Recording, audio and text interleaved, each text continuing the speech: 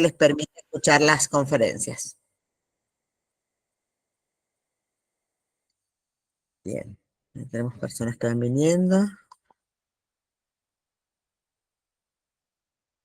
Buenas tardes, Nelly. Bueno, tenemos más de 80 personas inscritas. Estamos esperando a ver que se vayan incorporando, y también el doctor Unzueta, que ha tenido un inconveniente, pero de todas maneras me dijo que va a conectarse. Sin perjuicio de ello, bueno, hemos preparado un video también sobre el tema de él para poder ir conociendo esto que es muchas veces una experiencia tan negativa como es la violencia de género, que justamente tiene la particularidad, ¿no es cierto?, muchas veces de no ejercer una violencia directamente contra la persona a la que se quiere hacer sufrir, sino en su entorno. Y todo lo que esto perjudica a las personas, ¿no es cierto?, más allá de lo que puntualmente están sufriendo, sino todas las consecuencias que puede dejar. Así que, bueno, me gustaría conocer las personas que ya ingresaron. Vamos a tener un tiempo de encuentro bastante importante, así que sería muy lindo poder saber de qué profesión son o cuáles son las inquietudes de ustedes mientras vamos esperando la llegada de los otros participantes. Ahí tenemos a Luciana, Patricia, que tiene estas 2 veces, Patricia, Marcela López. Después tenemos a Sergio, hay una persona que también se identificó como que estaba con el celular de su esposa, Mayra. Marita, Graciela, estamos viendo.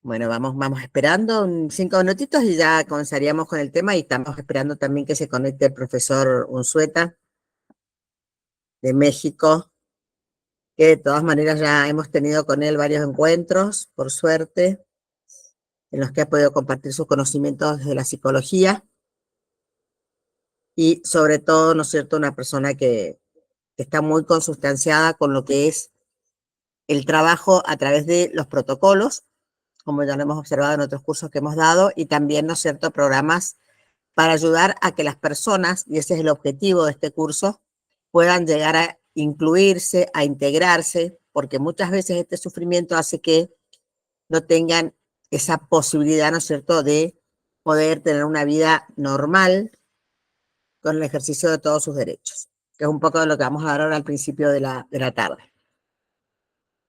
Así que si les parece, vamos a hacer la presentación. A ver si puedo, la Filmina, de pasarlas. A ver si nos podemos pasar acá. Estudio jurídico. A ver.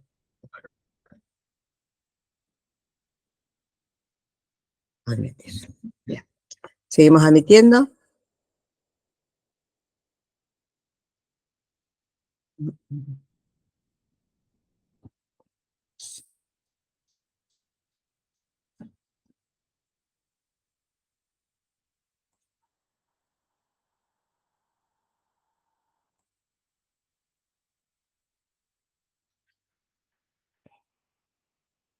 Bien.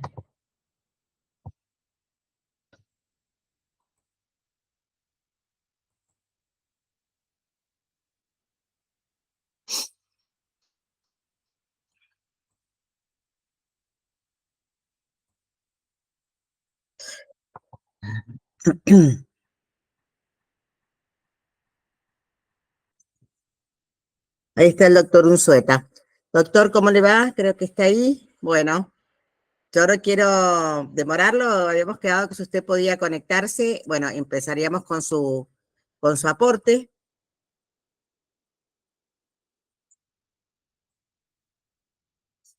A ver si le parece. No sé si me está escuchando. Doctora Fontemachi, ¿sí? Sí.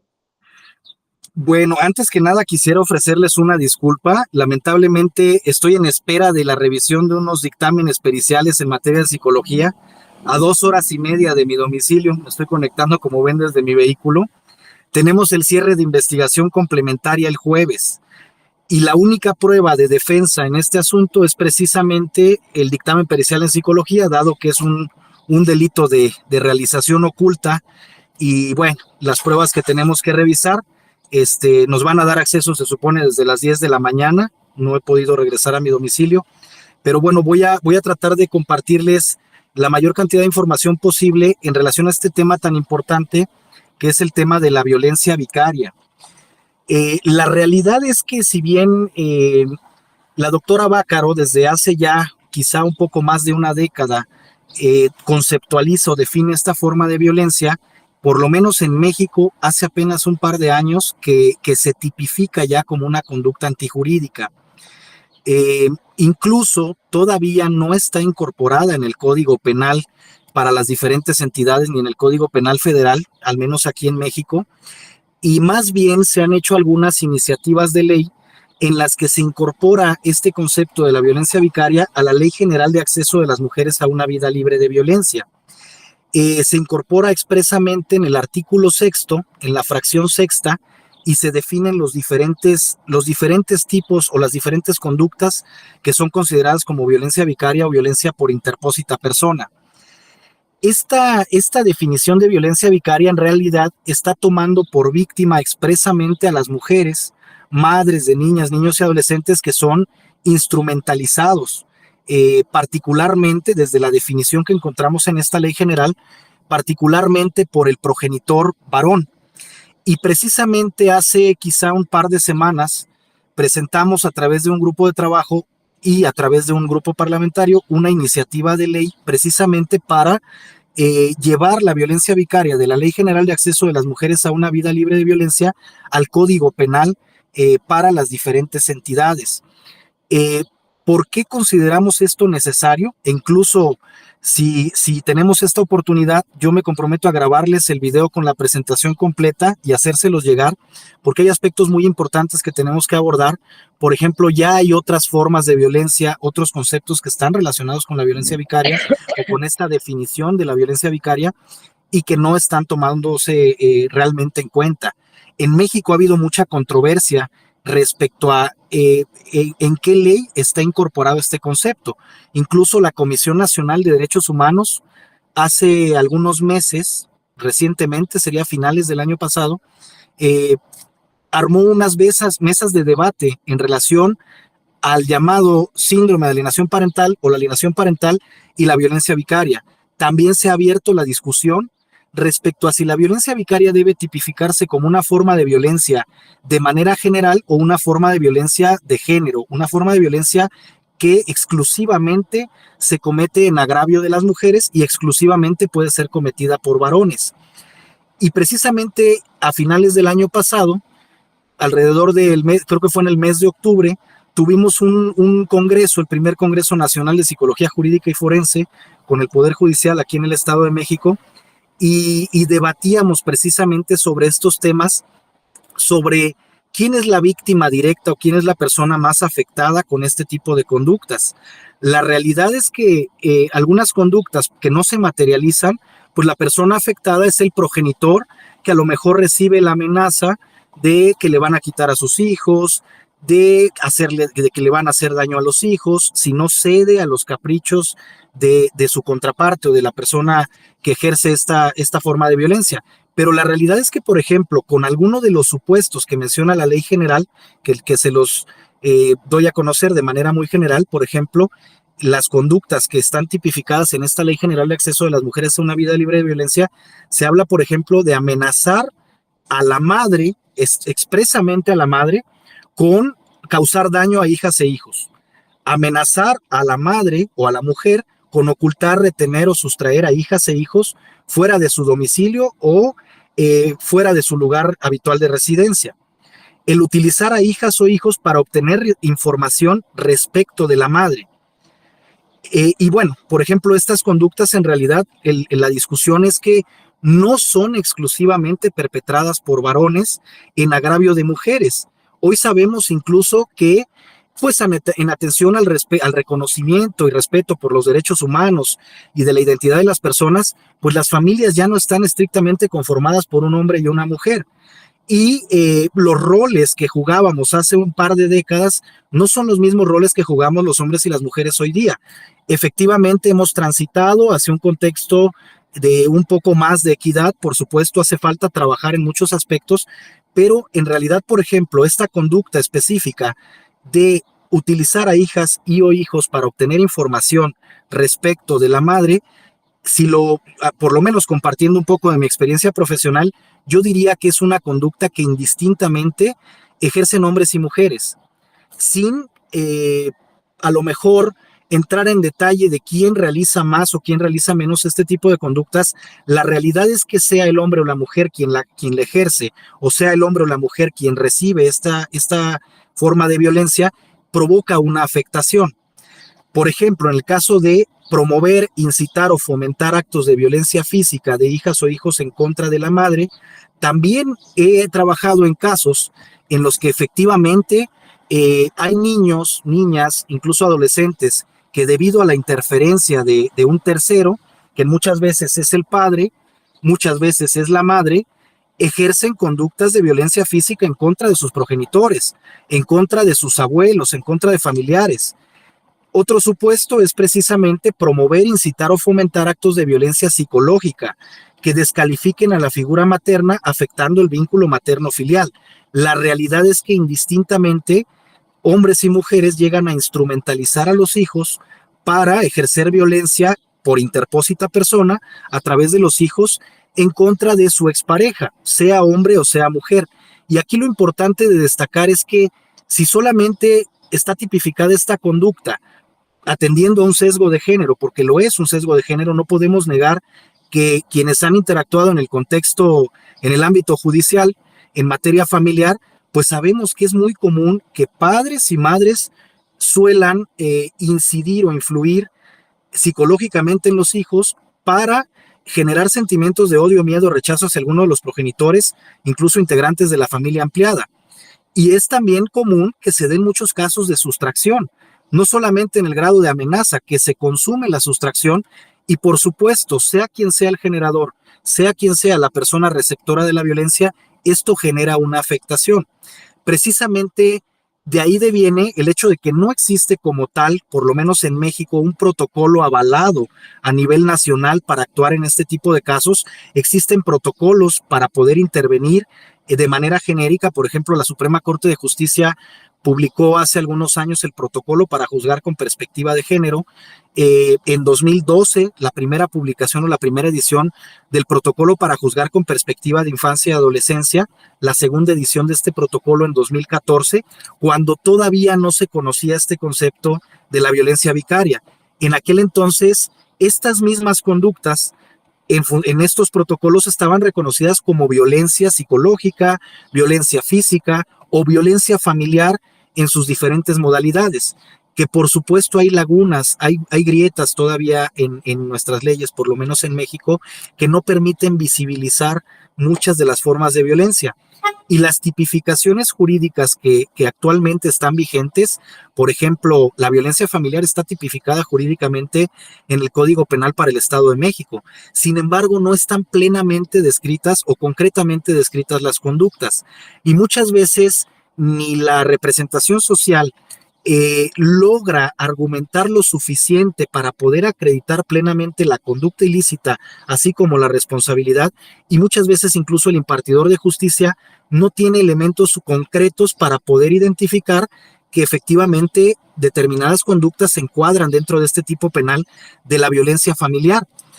Pero, por ejemplo, en los códigos penales para las diferentes entidades en México no figura la violencia vicaria. La violencia vicaria únicamente está incorporada a la Ley General de Acceso de las Mujeres a una vida libre de violencia.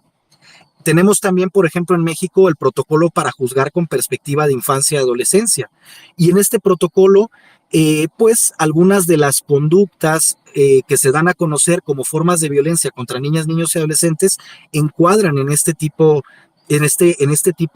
penal, por así decirlo, que está consagrado en la Ley General de Acceso de las Mujeres a una vida libre de violencia, que es la violencia vicaria. Es decir, este protocolo de actuación eh, eh, con perspectiva de infancia y adolescencia de la Suprema Corte de Justicia de la Nación, reconoce la violencia vicaria, pero no bajo esa denominación, no bajo ese concepto, sino como violencia familiar de manera general.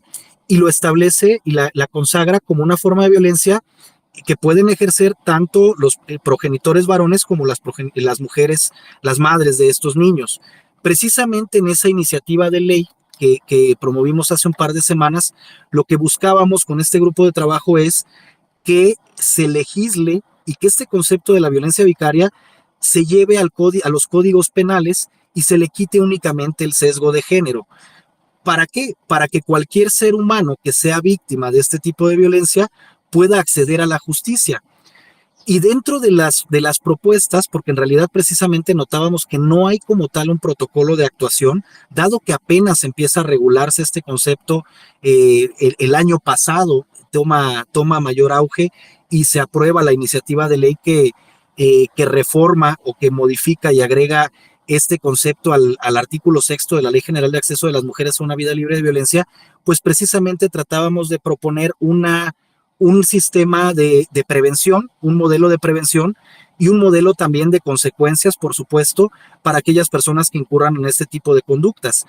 Que dado que se trata de derechos de familia y es una forma de violencia que si bien pudiera ser real, que se ejerce en mayor medida en agravio de las mujeres, pues el simple hecho de que existan algunos casos también de que estas conductas se cometan en agravio de varones, no hay que perder de vista que las personas que están en medio y que generalmente sufren mayores afectaciones son los hijos. Entonces, digamos, es bosquejo de un protocolo o de acciones a realizar, a implementar una vez que se identifica que se ha ejercido este tipo de violencia, es precisamente, pues nosotros como psicólogos, lo que estamos proponiendo es precisamente las terapias, en su caso de revinculación con los hijos, resignificar la importancia que tiene la figura paterna o la figura materna en la vida de los hijos, pero sobre todo el acceso a una reparación integral de daño para el caso de las víctimas. ¿Y cómo podríamos nosotros, por lo menos los psicólogos, identificar la magnitud del daño a través de una evaluación? La reparación del daño, pues en principio tendría que estar enfocada a resarcir o devolver a la persona que se ha visto afectada, digamos, a su estado o a su condición natural previo a que se ejerciera este tipo de violencia o este tipo de conductas. Habrá casos en los que a lo mejor el daño pueda ser irreparable y entonces podrían aplicar medidas compensatorias. Pero lo que tendríamos que hacer es, en principio, y dado que cada caso es diferente, es detectar el tipo y el grado de afectación que ha sufrido una persona a razón de las conductas específicas que estamos investigando y entonces diseñar precisamente un enfoque de intervención o de tratamiento que sea pues efectivo precisamente en reparar ese daño.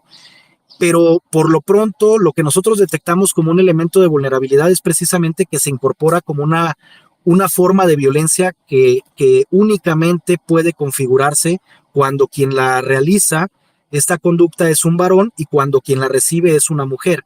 ¿Y qué pasa en los modelos de familia que no necesariamente están integrados por un hombre y por una mujer? Que al final de cuentas ahora ya no está en debate si esto es legítimo, legal o no lo es. La realidad es que tenemos que proteger a todas las personas o los derechos humanos de todas las personas sin distinciones de ningún tipo, porque en este caso estaríamos entonces incurriendo en actos de discriminación y se estaría violando el principio de igualdad que está consagrado por lo menos en México en el artículo 1 constitucional y que es convencional con lo dispuesto en el 1 de la Declaración Universal de los Derechos Humanos, sin perder de vista que pues en el sistema jurídico mexicano y creo que en Latinoamérica y a nivel mundial, al menos en todos los países que forman parte del sistema universal e interamericano de derechos humanos, el interés superior de la infancia se erige como la consideración primordial que todas las autoridades tienen que tener en cuenta. Si solamente sancionamos este tipo de conductas y reparamos el daño o garantizamos el acceso a la justicia cuando la víctima directa o la persona que recibe esta forma de violencia es la mujer, estaríamos dejando también en estado de indefensión a niñas, niños y adolescentes que son instrumentalizados por su progenitora con la finalidad de ejercer violencia contra el varón.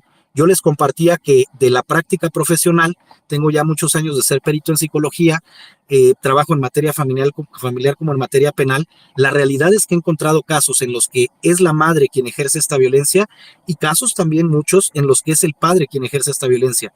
Y en otras ocasiones incluso ni siquiera son el padre o la madre, sino integrantes de la familia ampliada.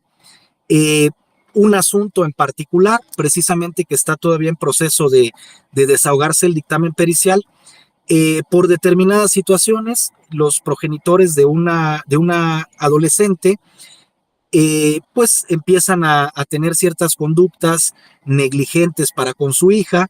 La hija, pues la abuela materna de la adolescente no estaba de acuerdo en que la progenitora regresara con el esposo, el papá del adolescente.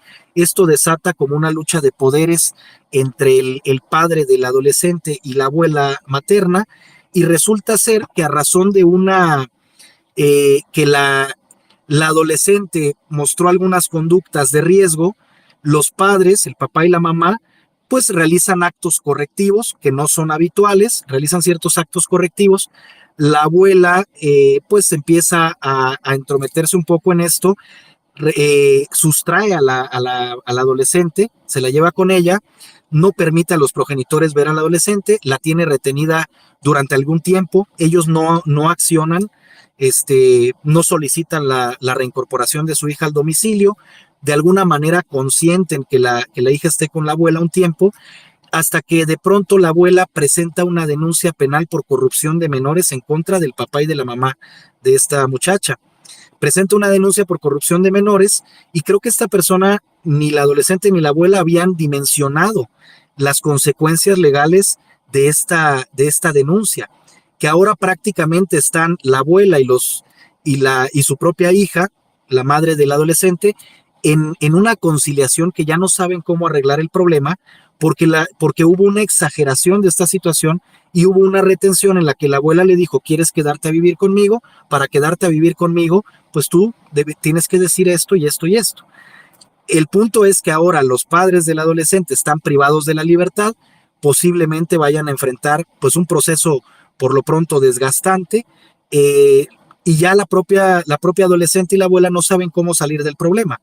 Digo, es un asunto en particular en el que no dimensionaron, pero aquí lo que se advierte, incluso de manifestaciones de la propia adolescente que se retracta posteriormente a la denuncia, que por supuesto se sigue investigando la causa y se sigue el proceso, pues fue precisamente derivado, lo que se presume, al menos la hipótesis fáctica de la defensa, es que esa denuncia deviene precisamente de la manipulación externa.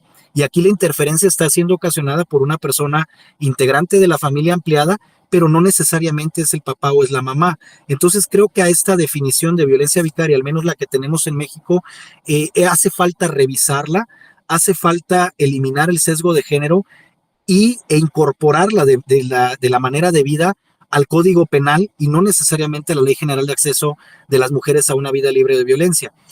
Y por lo pronto no hay un protocolo de actuación como tal. Prácticamente nos ajustamos a los protocolos vigentes de intervención, de prevención y sobre todo para la reparación del daño, que son en este caso el protocolo de actuación para quienes imparten justicia en casos que involucran niñas, niños y adolescentes, el protocolo para juzgar con perspectiva de infancia y adolescencia de la Suprema Corte de Justicia, el protocolo para juzgar con perspectiva de género, que ahí en este protocolo para juzgar con perspectiva de género sí encontramos algunos lineamientos, pues por ejemplo para poder identificar y revertir los daños ocasionados.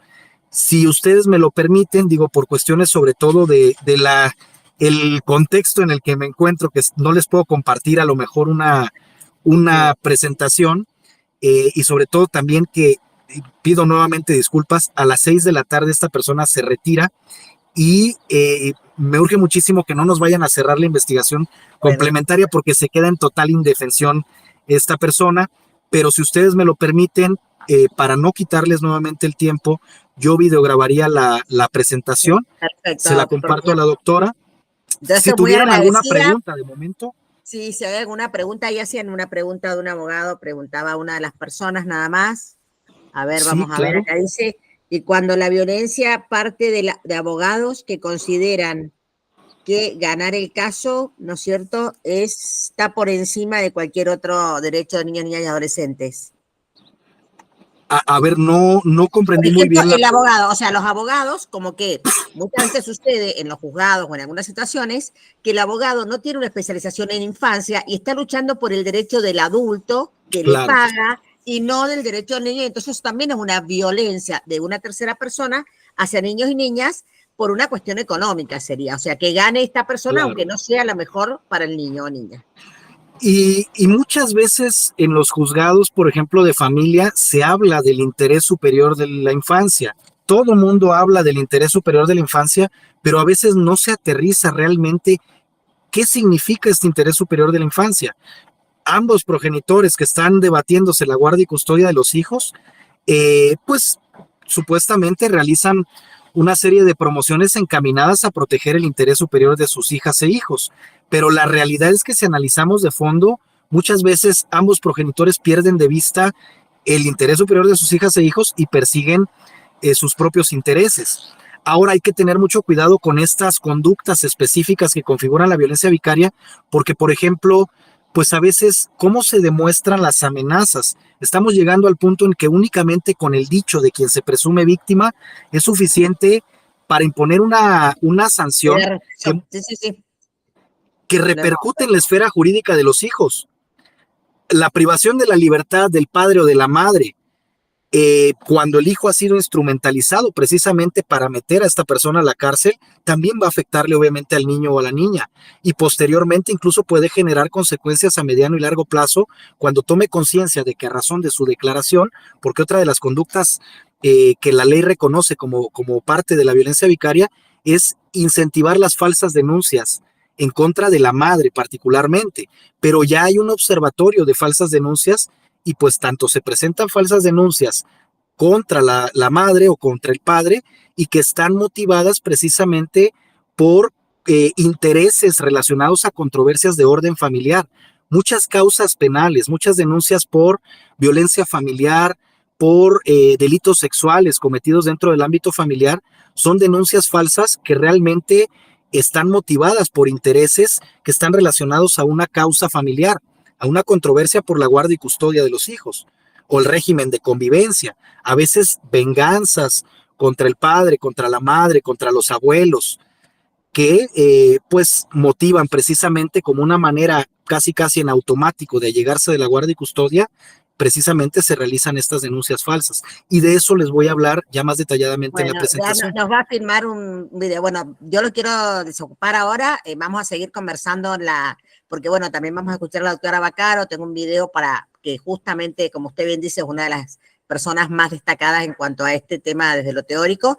Y también vamos a seguir reflexionando sobre qué protocolos con esto que usted nos va a enviar y lo vamos a poner en la plataforma, se puede, ¿no es cierto?, aplicar en este tema. Y acá me hablaban también de que los jueces y juezas deben conocer la historicidad de las causas, la situación de los chicos para poder resolver bien. Así que yo lo dejo porque yo sé que usted va a seguir hablando, profesor. Un último comentario más, doctora, por favor. Sí, Sí, no por y en usted. realidad precisamente tengo ahí en la presentación documentado que la Comisión Nacional de Derechos Humanos, al menos en México, no ha documentado el número de casos en los que esta violencia se ejerce por la madre, por el padre, contra la madre. Nos hace falta investigar, porque estamos legislando sin datos, estamos Exacto. legislando en función de la creencia, de la especulación, de la ideología, no del dato duro y del resultado de investigaciones. Y ya Así no es. interrumpo más, perdón. No, no, sí, para mí toda la tarde para usted, porque sé que es realmente maravilloso todo lo que nos brinda, pero sé que tiene que estar en esta audiencia y bueno, después nos cuenta cuando vamos a filmar un video ahora esta semana para que ya la tengan la semana próxima con una explicación, ¿no es cierto?, y presentación. Así que gracias, doctor Unzueta, estoy muy agradecida de que a pesar de sus obligaciones haya podido estar esta tarde, algo que realmente, bueno, son cosas que pasan. Muchas gracias y bueno, estoy con el pendiente de enviarles el video.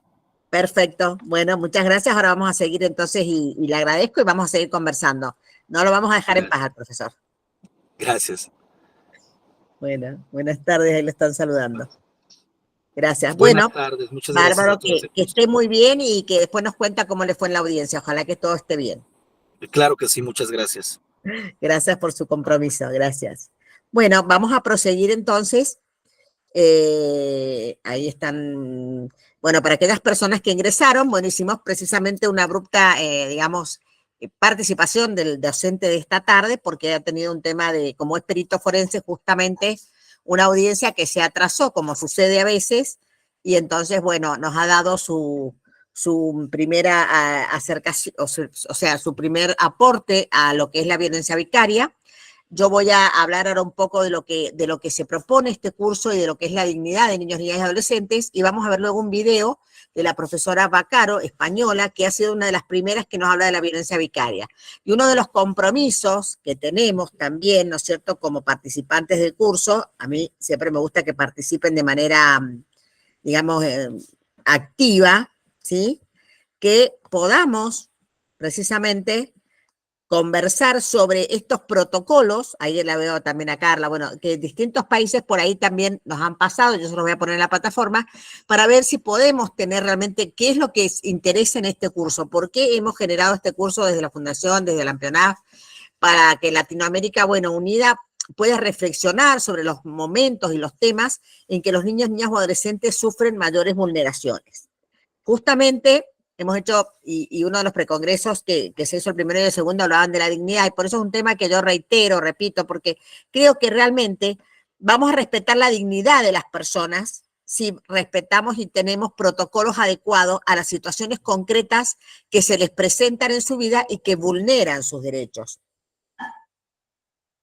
Por eso me parece fundamental hablar sobre estos derechos, ¿sí? Y que podamos reflexionar y luego escuchar también a la doctora Vaccaro y ver qué protocolo, que como digo, hay distintos protocolos que hablan de esta perspectiva de género, que puedan realmente encauzar en la investigación de lo que es esta primera clase, la violencia vicaria. Y muchas personas, como bien dice el doctor, la habrán sufrido en su vida, pero no tenía este rótulo, simplemente se hablaba de violencia o maltrato infantil, cuando se actuaba en contra de los niños y niñas para hacer sufrir quizá a la persona adulta, y que también, si bien es cierto que se habla dentro de lo que sería el marco de la violencia de género, de la violencia contra la mujer, también existe violencia, ¿no es cierto?, más con las nuevas composiciones familiares, respecto del otro género o de la cisgénero, las personas que no se identifican con ninguno, cuando realmente se hace puntualmente para hacer sufrir por su condición. Me gustaría saber si tienen alguna pregunta y después ya continuamos con la exposición sobre lo que es la dignidad, que era un poco para empezar hoy a hablar de esto, ¿no? ¿Cómo podemos defender la dignidad de niños, niñas y adolescentes a través de una actuación más asertiva?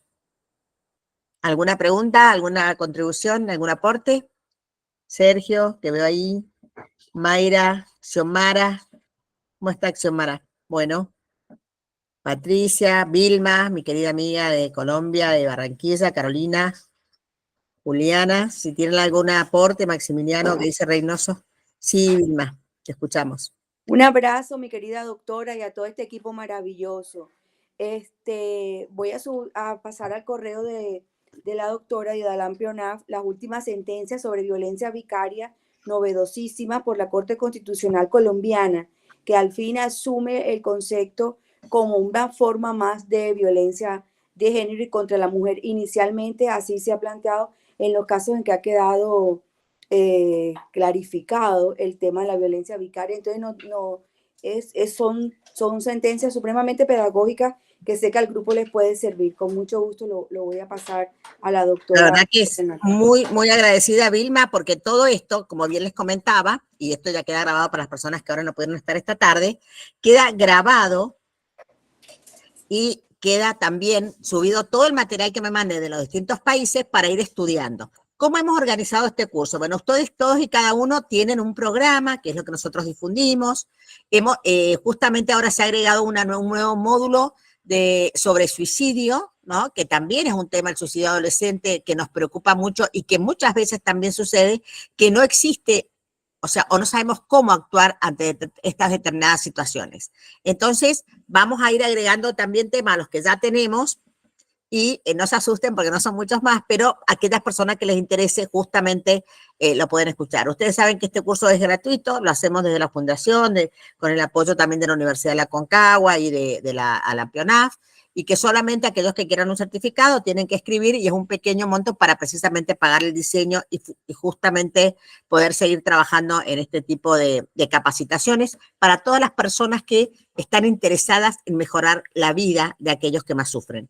Por eso se habla de un curso de protocolos y programas para personas, ¿sí?, que necesitamos integrar, para integrar a aquellas personas vulnerables. Si nosotros lo tratamos de buena manera con eficacia, cada una de las aportaciones o de las estrategias que utilizamos, sobre todo, como bien nos decía Vilma, a lo mejor una sentencia que nos está reflejando esta necesidad, ¿no es cierto?, de visibilizar esta violencia que ahora ya conocemos con este nuevo nombre, digo, porque como bien decía Antonio, hace 2 años que lo están conociendo en México, aunque hace más de 10 que se está hablando del tema, y que realmente muchas veces el poder encasillar cada uno de los temas nos da la posibilidad también de poderlos tratar.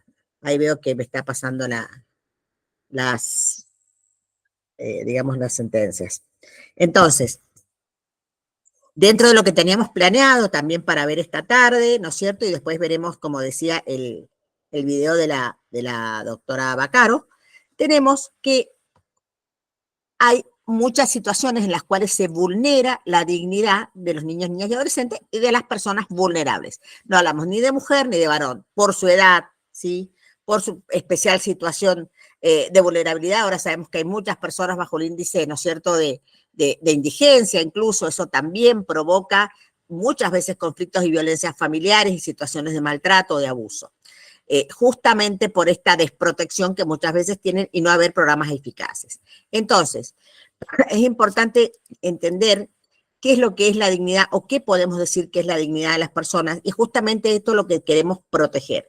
Y precisamente ustedes ya han venido a muchos cursos, no vamos a repetir de derechos, porque muchos de ustedes los conocen, pero es fundamental saber que el respeto de estos derechos que han sido consagrados son los que puntualmente, ¿no es cierto?, y especialmente nos van a hacer sentir dignos.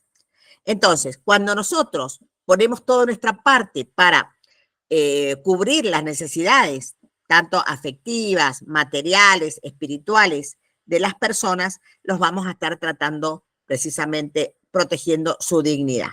Porque justamente hay muchas situaciones, como las que hablaba recién el doctor Unzueta, ¿no es cierto?, Magister Unzueta, que vulneran los derechos. Y para eso tenemos nosotros, dentro de nuestro universo jurídico, aquellos que somos abogados, y esto es interdisciplinario, pero todas las personas que están trabajando en estos temas tienen claro que hay convenciones, declaraciones, opiniones consultivas, cartas también de Naciones Unidas, conferencias, incluso, como bien decía la doctora Vilma, tenemos sentencias de tribunales que nos ilustran sobre todos estos temas.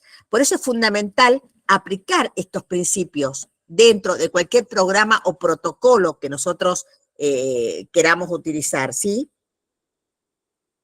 Entonces, me parece fundamental que esto lo podamos reflexionar desde cualquier ciencia,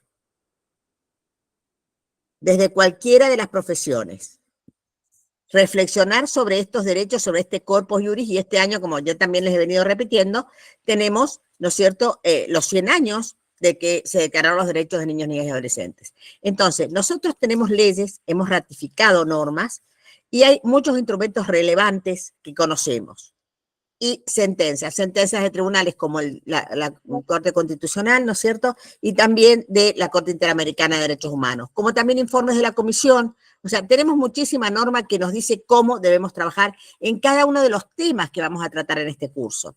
Por eso me parece muy importante que los principios que tenemos que tener claros, primero que todo es la no discriminación, ¿no es cierto?, que tenemos que tener una perspectiva de género en cuanto a la protección. Generalmente la mujer ha sido la que ha estado en situaciones más difíciles o vulnerables, aunque no podemos desconocer que hay hombres que también los padecen. El interés superior de las personas que tienen menor edad, ¿no es cierto?, y menor desarrollo, y merecen que se les proteja para que ese desarrollo sea pleno. Por eso tenemos que respetar también el derecho a la vida, a la supervivencia, el principio de participación, el principio de ser escuchado. Este es un principio que realmente todos repetimos, está en todas las convenciones y está puntualmente en la Convención Internacional de los Derechos del Niño, pero ¿cuántos niños y niñas son privados de este derecho? Incluso nosotros acá en nuestra provincia hay una jurisprudencia, incluso de la Cámara de Familia, que dice que depende de la edad, no tenemos por qué llevar al niño, o sea, dicen, lo protegemos no trayéndolo a un tribunal para que hable o para exponerlo. Pero ¿cuántas veces ese niño, si no se lo conoce y no se le da la oportunidad de hablar, sí va a poder demostrar qué es lo que le está pasando? Eso también es un tema que me encantaría debatir con ustedes, porque está esta postura de que no tienen por qué comparecer, porque lo hacemos sufrir, porque tienen que venir a un espacio que no es el adecuado, que es un espacio que le puede generar temor, pero también tenemos la otra situación, cuando el niño o niña no puede decir lo que están diciendo o lo que está padeciendo, ¿no? Por eso me parece también este derecho a la vida digna que está consagrado en la Convención, tiene que ver con esto, con el respeto de estos derechos, con los protocolos adecuados, hasta en esto, ¿no? De escuchar, cómo lo vamos a escuchar, el lenguaje claro, ¿no es cierto?, de las personas que conversan, el mirar con perspectiva de infancia. Tenemos, como hemos hablado en reiteradas oportunidades, casos, por ejemplo, de abuso sexual, donde las personas que están evaluando no tienen la preparación de trabajar con niños y niñas, y lo trata como si fuera un adulto, y si se confunde, está mintiendo, y si habla con lenguaje exacerbado desde lo sexual, es porque a lo mejor, bueno, está mintiendo, o no es porque el adulto o la persona adulta le ha transmitido estos conocimientos, sino que a veces hasta se le echa la culpa a la víctima, y esto es por falta de capacitación. Por eso me parece fundamental podernos capacitar en cada una de estas situaciones conflictivas. Y en esto también me parece muy importante, y siempre lo digo, ¿no?, que tengamos en cuenta el Comité de Derechos del Niño, que tiene observaciones, tiene 27 ya prácticamente observaciones, la última ya nos habla del acceso a la justicia, que es justamente esto, poder conocer y poder obtener esta solución en el caso concreto, y puntualmente en cada uno de estos protocolos que existen y que vamos a conocer, o en algunos, como bien decía el doctor Unceta, que todavía no tenemos algunos que podemos aplicar, pero puntualmente para las situaciones que nos preocupan, bueno, estas observaciones nos sirven precisamente para poder entender y para poder interpretar cuáles son los derechos de los niños, niñas, en una situación concreta, porque nos habla precisamente de este derecho a ser oído, de este derecho, ¿no es cierto?, a poder, cuando tenemos un problema de educación, cuando estamos descuidados, cuáles son las obligaciones del Estado, cuáles son las obligaciones de nuestros parientes más próximos. Bueno, todo esto nos sirve para precisamente poder actuar en estos programas y con estos protocolos. ¿Por qué? Porque la dignidad, ¿qué es? Es un concepto abstracto, pero es necesario que todos nosotros, que todas las personas, podamos gozar de este ejercicio de todos los derechos y ser tratados con humanidad, decía un profesor mío, o sea, con este don de persona. Porque precisamente cuando nosotros sentimos que nos están violando la dignidad, cuando sentimos que no nos tratan dignamente, cuando nos maltratan, cuando no nos entienden, cuando no comprenden qué es lo que necesitamos. Entonces, ¿cómo actuamos respetando la dignidad en cada uno de estos programas que vamos a ofrecer y que nos van a enseñar los distintos profesores? Y bueno, precisamente teniendo en cuenta que la dignidad es un valor, ¿sí?, y precisamente tiene que respetar cada uno de estos protocolos con los cuales nosotros nos vamos a mover, y los programas, esta condición especial de las personas vulnerables. Porque precisamente, si no los tratamos con dignidad, si no respetamos en su necesidad, en su situación especial, este valor tan importante de sentirse persona, de sentirse ser humano, entonces vamos a provocar en esta persona, al actuar, esta violencia institucional de la que también se habla. Porque recién hablamos, los abogados, los jueces, y no solamente ellos, sino los profesionales, están preparados, están tratando a esa persona que ha sido vulnerada, violada, abusada, con el respeto, con la humanidad, con la paciencia que necesita en el determinado momento, en ese momento concreto de evaluación. Y bueno, por eso hablamos tanto de que esta dignidad es el fundamento de toda actuación. Y este respeto a la dignidad también es un respeto a la persona y toda persona que precisamente tiene el poder de actuar desde su lugar profesional tiene que tener en cuenta estos derechos. Entonces, ¿cómo hacemos para lograr un trato digno hacia niños, niñas o adolescentes y a su vez que se les reconozca su dignidad? Y bueno, es una tarea que implica justamente identificar cuáles son las condiciones. Por eso hablamos recién de las situaciones especiales. Recién una de las personas que opinaba en el chat decía, tienen que conocer la historia, y si no, por lo menos tener el tiempo de escuchar esa historia, ¿sí? Recién veíamos al profesor Unzueta, ella tiene que ver la psiquiatra, la psicóloga, viene tarde. ¿Cuántas veces tenemos a veces una audiencia muy importante y no tienen el tiempo de atender? Entonces no van a tener el tiempo de escuchar o de internalizar todas esas cuestiones que nos tiene que transmitir la víctima. Entonces, fundamental tener en cuenta cuáles son las condiciones, cuál es el entorno de vida, cuál es el nivel de desarrollo, el nivel educativo, para poder aplicar determinado protocolo, determinado programa. Porque tenemos la mala costumbre de aplicar a todos el mismo cuestionario, el mismo entrenamiento a veces, ¿no es cierto? ¿Y qué tenemos que ver primero? A ver, ¿a quién y cómo?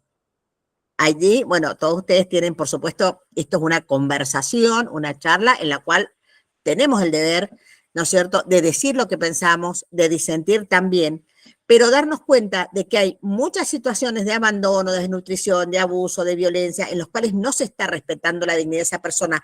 Por eso interviene el Estado o por eso intervienen las organizaciones, pero tenemos que actuar e intervenir desde otro lugar, desde un lugar diferente. Y tratar de brindarle a los niños, siempre pongo esta carita, ¿no es cierto?, este ambiente cuando aplicamos un protocolo, cuando han sido vulnerados en sus derechos, cuando han tomado una medida excepcional y los sacan de su centro de vida por más maltratado que esté, tiene que entrar a otro lugar, a un espacio que no conoce, en una edad en la que está creciendo, en la que no entiende por qué, de qué manera ingresa, con qué protocolo, con qué programa, con qué pensamiento de protección.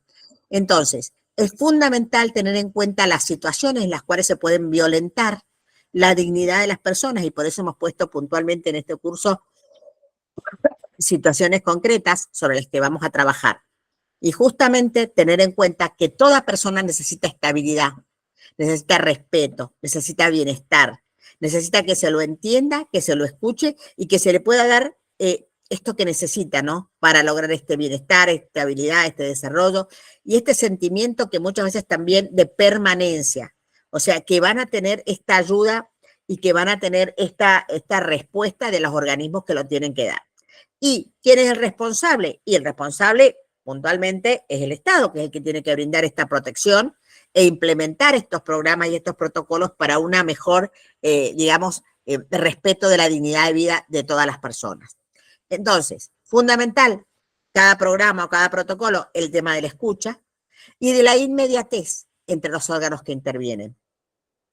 Tener claro que quien toma la decisión tiene que conocer a la persona sobre la que se toma la decisión, como decía recién, la historia de esa persona, las necesidades de esa persona, ¿sí? Entonces, estar atentos para poder detectar, para poder brindar esa intervención, esa escucha, ese apoyo que puede ser comunitario, que puede ser un apoyo educativo, que puede ser un apoyo de salud física o mental, como vamos a ver, programas de acompañamiento, o sea, saber dónde está y con quién está y qué necesita. Y fundamentalmente también, tengo que decirlo, en cada uno de estos procedimientos de los cuales se generan estos programas, tratar de que sean procedimientos asertivos, eficaces, rápidos, para poder brindar precisamente esta defensa de los derechos de aquellas personas que más lo necesitan. Y justamente esta capacidad que van adquiriendo los niños, niñas y adolescentes sea también tomada en cuenta en estos protocolos, en estas formas de intervención, respetando esta autonomía de la voluntad que van adquiriendo los niños, niñas y adolescentes. Entonces, tenemos que legislar y tenemos que trabajar y tenemos también, ¿no es cierto?, que aplicar esta perspectiva de género, perspectiva de vulnerabilidad. También íbamos a tener hoy, y acabo de hablar con la doctora Úrsula Basset, que bueno, ahora está fuera del país, pero también ella nos va a dar una charla sobre lo que es la vulnerabilidad, sobre cómo debemos trabajar. Ya prácticamente no se habla, dice ella, mucho de perspectiva de género de infancia, sino de perspectiva de la persona vulnerable. Porque ¿quién necesita la aplicación de un protocolo, de un programa? cuando ha sido vulnerado precisamente. Y esta vulneración lo afecta en sus derechos, en su vida, en su desarrollo.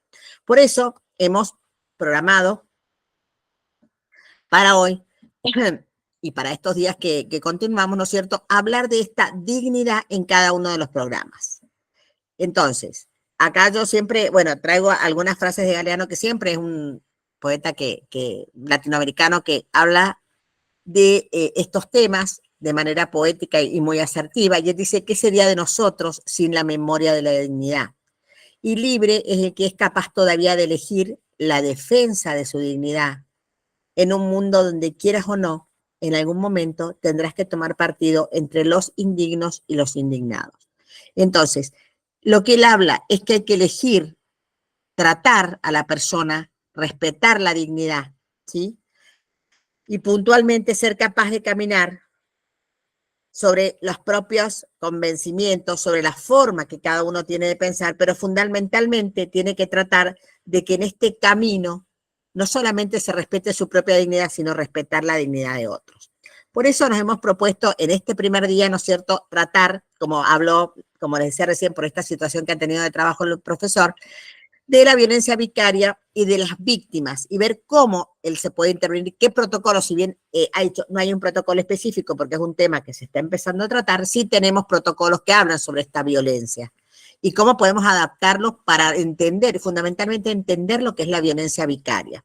Entonces, dentro de los diferentes tipos de violencia contra la mujer o contra el varón, como él dijo también, está esta violencia que tiene como objetivo dañar a la persona a través de aquellas otras personas, que pueden ser los hijos, las hijas, que quiere, ¿no? Y es mucho más el daño a veces que se hace a través de estas personas también vulnerables. Y justamente la profesora Baccaro, ¿no?, es la que nos ayuda a entender cómo es y cómo se ejerce, por eso vamos a escuchar un video después de ella, esta violencia vicaria, un video que filmó, ¿no es cierto?, y que realmente nos parece muy, muy importante de poderlo transmitir, más allá del próximo video que también vamos a poner en la plataforma, que nos va a filmar el profesor Antonio Unzueta. Otro de los temas que también vamos a tratar en las próximas clases, ¿no?, son los adolescentes que presentan conductas abusivas de carácter sexual.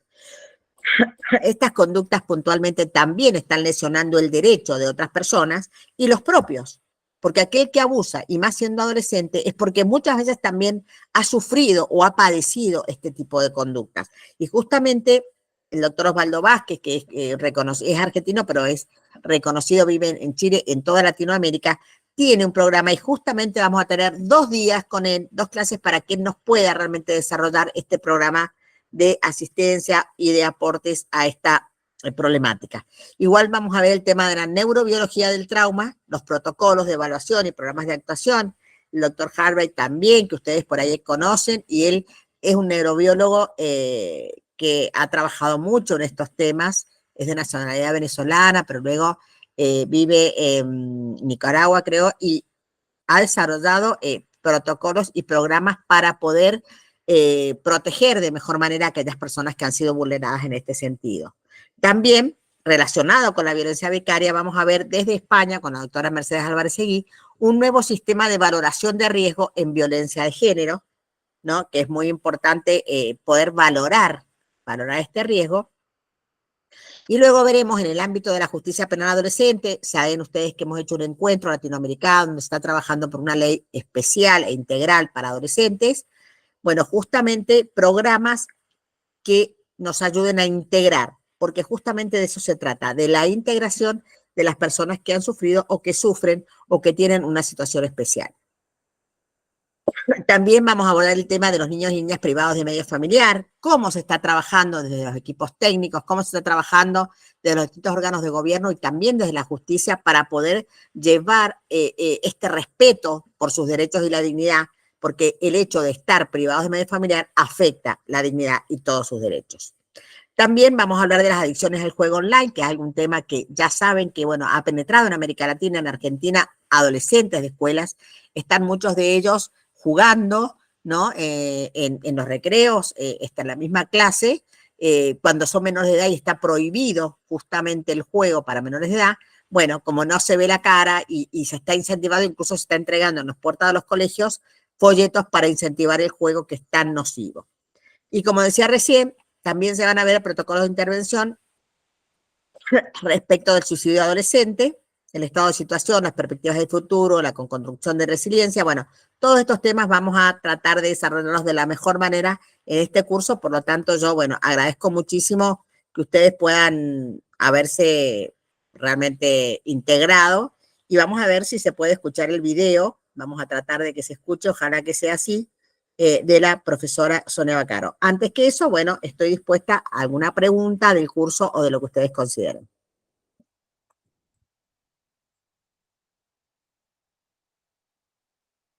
A ver si hay alguien que quiera hacer alguna pregunta. Están todos muy calladitos, no sé qué pasa. ¿Me están escuchando? Claro que sí, muy bien, la estamos escuchando, doctora.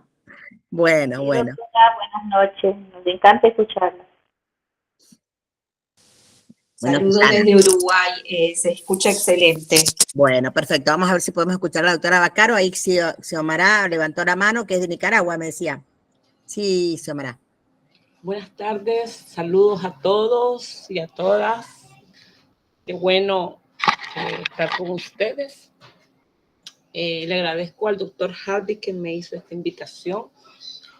Yo soy de profesión docente, estudié Relaciones Internacionales y la parte pues del derecho humanitario siempre me llamó mucho la atención. Y actualmente pues este conocimiento a mí me sirve para las asignaturas nosotros le llamamos a la clase acá de convivencia y civismo, donde se ve la constitución de los países de Nicaragua, ¿verdad? Cómo se abordan las leyes de derecho del niño, el derecho del adulto mayor. Entonces, toda esta información a mí me sirve, ¿verdad? Para incluir en mis planes de clase los temas, porque es un boom, ¿verdad? Que cuántos niños y niñas vulnerables están pasando situaciones y se les desbarata, se les transgrede su dignidad.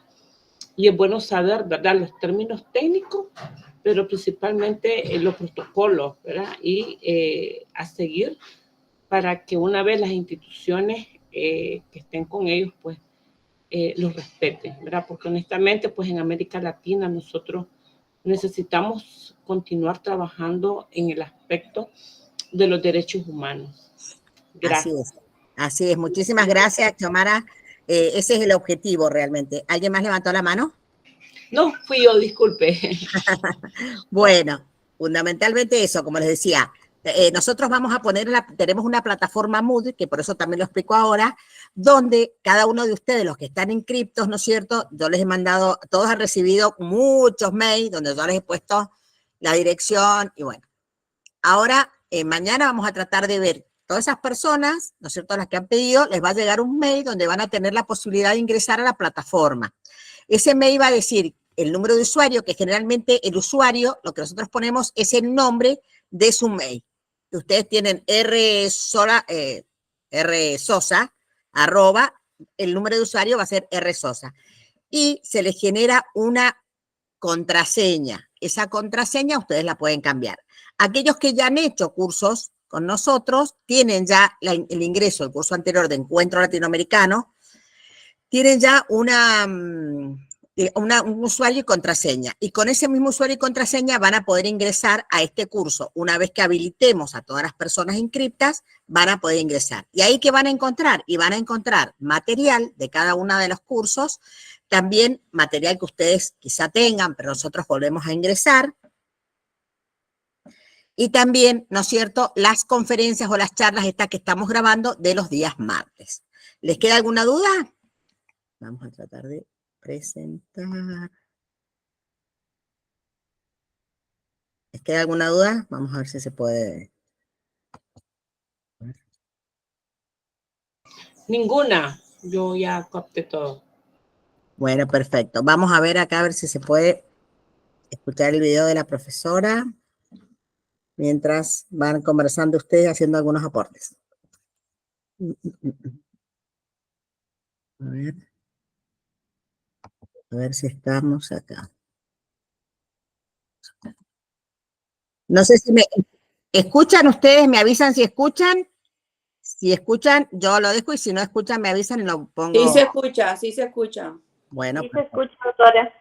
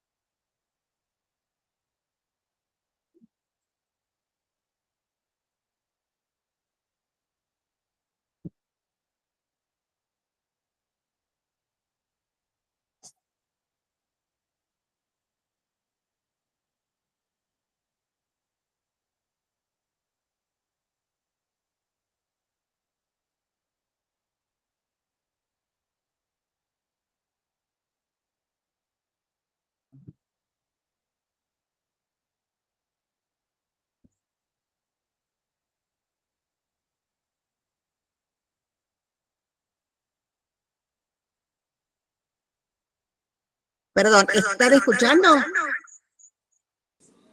No, Ah, bueno, yo digo, ahora ¿están escuchando o lo no? perdimos, lo perdimos. Ah, bueno, ahora mismo lo puedo, no, no, disculpe, porque yo digo, qué raro que no, me parece que no se está escuchando. Ah, bien, ahí me están diciendo que no se escucha.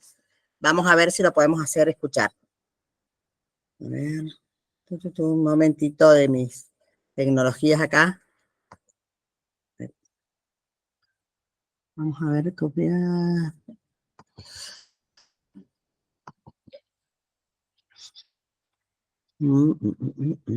A ver.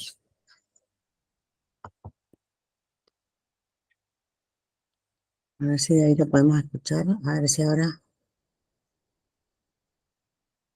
Vamos a ver ahora. Ustedes díganme si lo escuchan y a ver si lo podemos pasar directamente. Un segundito. A ver.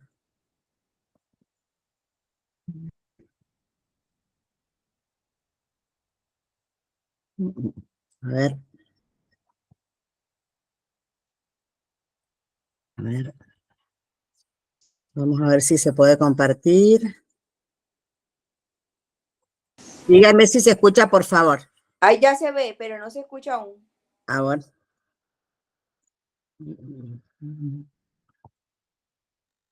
El resto de países donde España tiene una gran Listo. influencia, como es Latinoamérica o los Se países escucha bien. hispanoparlantes, el hecho de comenzar a legislar y a emitir normas contra la violencia a las mujeres para protegerlas. Y es aquí donde también tenemos un caso emblemático de violencia vicaria. Por lo tanto, en Andalucía, por lo tanto, yo espero profundamente que con la misma fuerza puedan surgir las legislaciones y toda la normativa que quienes me precedieron antes dijeron que podemos prevenirla, pero aunque sea minimizar los riesgos. En esa dirección va mi ponencia de hoy y agradezco infinitamente al Ayuntamiento de Dos Hermanas esta invitación y a la Delegación de Igualdad. Bueno, vamos a lo más central que es mi ponencia. Vais a ver, bueno, el problema es que yo me tengo que girar para tener una guía con mis propias diapositivas, pero ustedes se van a fijar en lo que yo diga y no en la pose de mi cuerpo. La violencia vicaria y los efectos sobre las hijas e hijos. La violencia vicaria es violencia machista contra la mujer que se ejerce preferentemente sobre las hijas y los hijos. Voy a hacer un poco de historia antes, como para ubicar qué es la violencia vicaria. El primer modelo estandarizado que comienza a trabajar para tratar a las víctimas, a las mujeres víctimas de violencia en el marco de lo doméstico, como se decía y se dice en Estados Unidos, fue el modelo Duluth.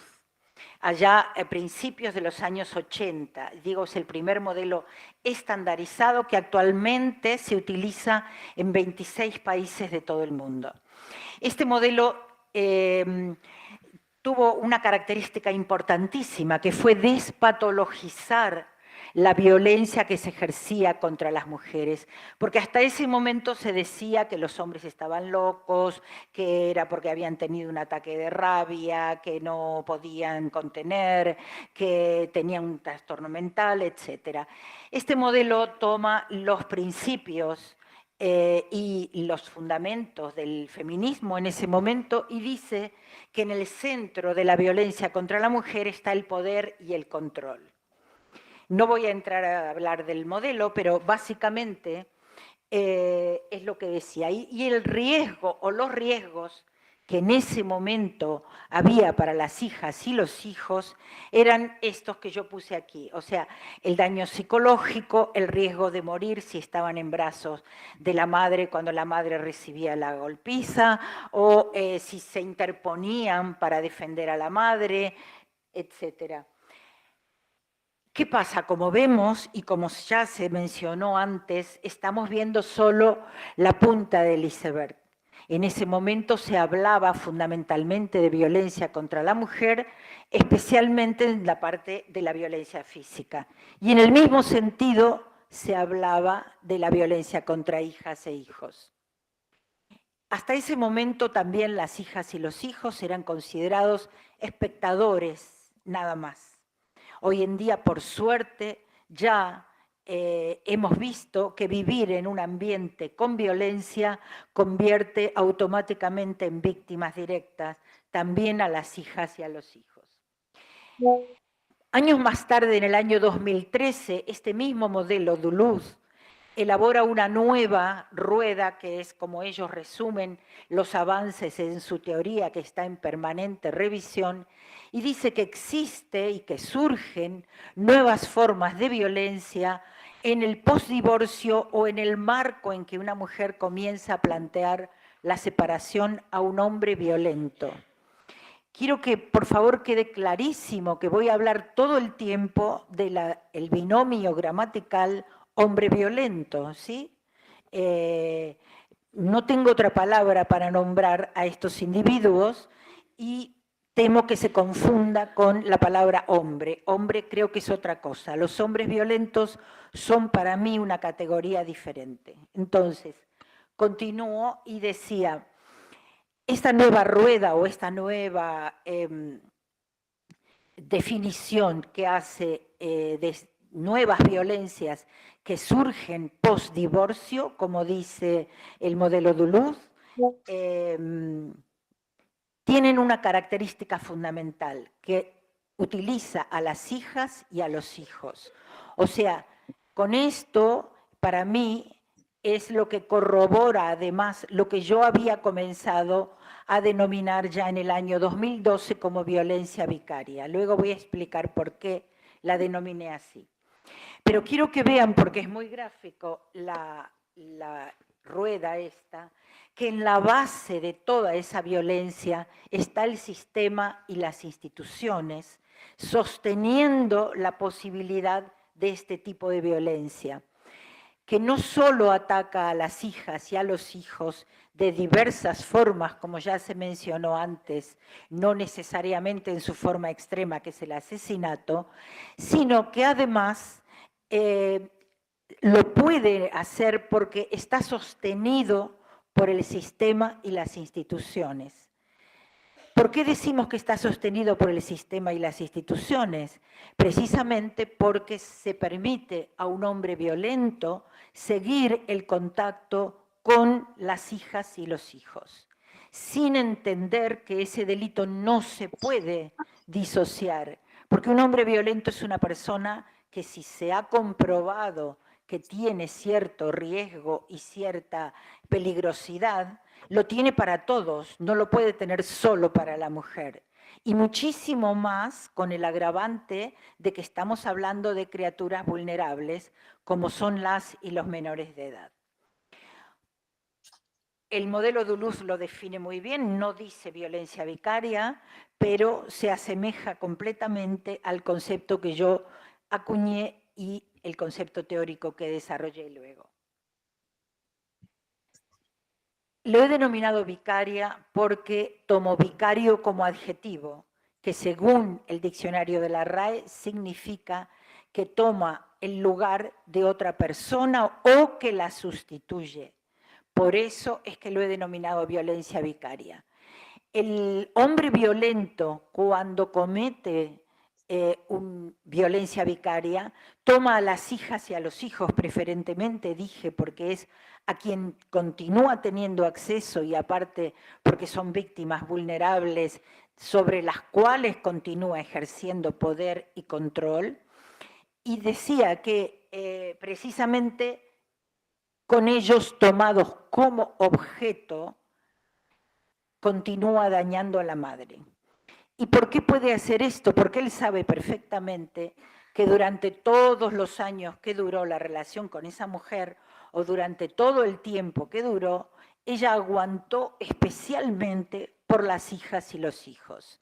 Por lo tanto, él sabe muy bien que las hijas y los hijos son armas muy poderosas para seguir contra ella.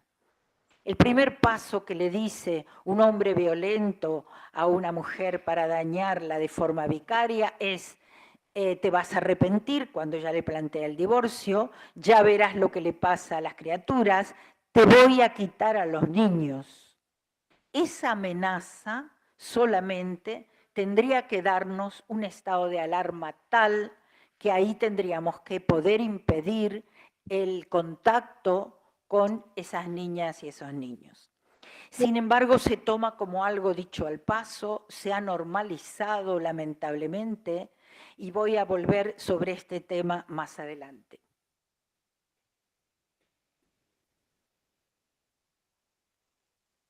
La violencia vicaria, por lo tanto, como dije antes, es violencia machista contra la mujer. No la podemos quitar de ese marco porque no es otra cosa. Hace pocos días, cuando sucedió un asesinato a manos de la madre, han querido mezclar el concepto, porque claro, si todo es violencia vicaria, nada es violencia vicaria. Esas son las trampas que hace el patriarcado, mezclando todos los conceptos. Violencia vicaria, cuando hablamos de eso, es violencia machista contra la mujer. Es una forma de violencia de género. De hecho, está incorporado, no como violencia vicaria, pero sí en su descripción, en la modificación que se produjo el año pasado en el punto 4 del artículo 1 de la Ley Integral 1/2004.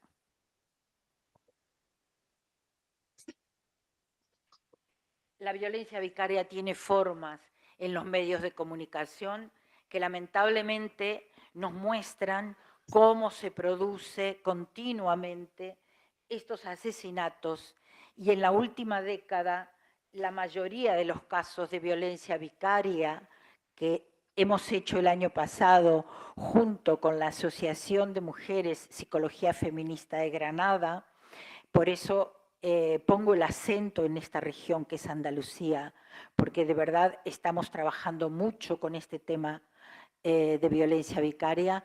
Decía que en la última década todos los casos investigados hemos visto que tenían como antecedente violencia de género, denunciada o sin denunciar, porque no podemos obviar que solo se denuncia un 25% de la violencia. Y esto no lo digo yo, lo han dicho todas las estadísticas desde la última macroencuesta que se realiza en España desde el Ministerio de Igualdad. En el año 2019 se terminó la segunda, se realiza cada 5 años, y el Consejo General del Poder Judicial y la Fiscalía General especializada en violencia de género. Estos 3 organismos que hacen estadísticas fiables han dicho que solo se denuncia en violencia de género entre un 20 y un 25% de los casos. Por lo tanto, tenemos que saber que lejos de lo que se quiere imponer desde el patriarcado de las famosas falsas denuncias, al contrario, estamos frente a un delito que es casi invisible. La cuarta parte de los casos solamente denunciados nos hablan que hay una cifra oculta importantísima. Por lo tanto, tenemos que saber que por cada mujer que conocemos que nos viene a decir que está sufriendo violencia en su pareja, tenemos 3 más que no lo están pudiendo confesar. Y esto es importante que lo tengamos siempre presente, especialmente cuando dudamos si lo que me está diciendo es verdad o no.